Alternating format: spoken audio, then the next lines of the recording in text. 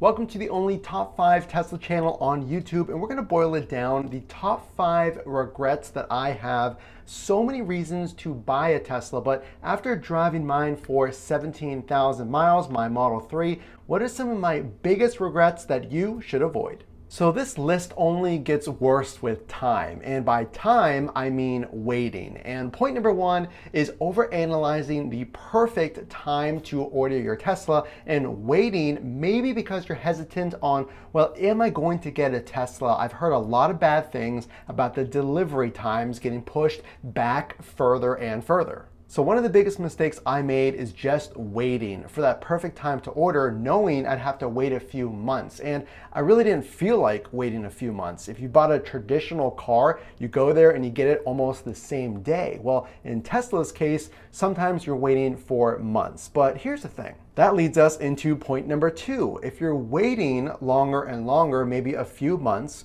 which by the way goes by a lot faster than you might think, you might miss out on the current prices and you might have to pay more if you wait a few months to even place that order. I mean, we've only seen it from looking at the past history of price increases, unfortunately, something like $14,000 more for the Model 3, the same exact car that I'm driving now, from when I bought it to now. So point number 1, you actually don't place that order because you don't want to wait. And then point number 2 might happen. You might pay more because as you're waiting to place that order, well, the prices might go up like we just saw. So point number 3 is by far the worst mistake that I made. Now, I've had my Model 3 for literally 12 months now. Like I said, I've driven 17,000 miles. So I've been on the road quite a bit, and it has to do with protecting your beautiful car. So you're spending $45, $55, $65 plus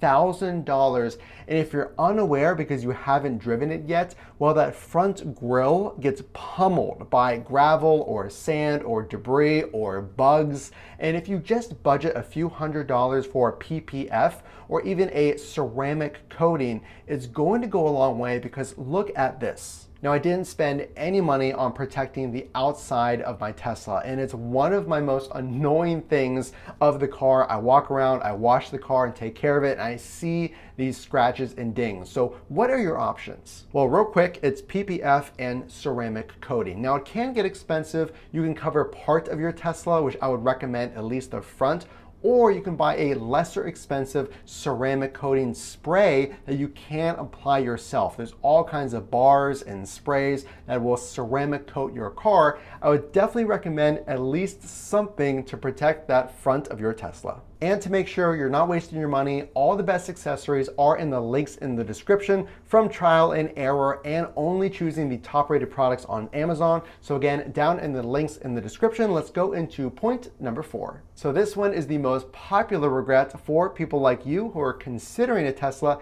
and people who are skeptical of Teslas, and that is regretting and worrying about charging. Not ordering your Tesla because you're worried about charging, not only the cost, but where am I going to charge? Maybe you live at home and you don't know how to set up the charger, or you live in an apartment building, what have you. Well, now more than ever, there are more public chargers available, popping up, it seems, almost every single week, at least here in Pittsburgh, Pennsylvania, but in the United States and worldwide. There are so many incentives to install V2 public chargers. Now, of course, in a perfect world, you can get a quote from an electrician and install a V2 charger at your house, either from Tesla's wall connector or a NEMA outlet. But long story short, there is going to be a solution for you, even if you don't have a home outlet. Now, the superchargers are the most expensive. Obviously, those are the fastest chargers, but there are more V2 public chargers, and some of them are free. I know there's a gym by me about 10 minutes away. I can plug in there, and it doesn't cost me anything because it's a service that's provided by the building. So just look those up, keep those in mind, and just know that more than ever, those chargers are popping up everywhere. So something I do regret not doing is ordering. Of course, we have to talk about it because of the price. Now look, only you know your budget, but the fact is that Teslas are getting really expensive. And if you're waiting on those prices to come down, my suggestion is this: we've seen historically over the past year or so, unfortunately, those prices going up. What I would recommend, just for the few months that you place your order so you can get in line and get a VIN number and get the latest Tesla, maybe during those few months you can do a side hustle. I know I drove food delivery and rideshare to save up extra money for that down payment. It's expensive, no matter how you look at it. Only you know your budget, and I know that a few months might not be enough time for some people to save up for a Tesla. So what I would recommend in that scenario is look at your state rebates. So the state rebates, even by your electrical company, can give you a break on things like the cost to install the charger and a rebate for buying the Tesla. So we have to talk about my regret is not ordering because of that price, and now the price is even higher. So this is going to be a popular regret for a lot of people, waiting and hoping that price is going to come down. So hopefully those tips and things that I did during those few months of wait time will help you at least save up some extra money to budget for your Tesla. Last but not least, I want to say this. Is it really worth it? After everything we said, all kinds of regrets, you can come up with a long list of even more regrets.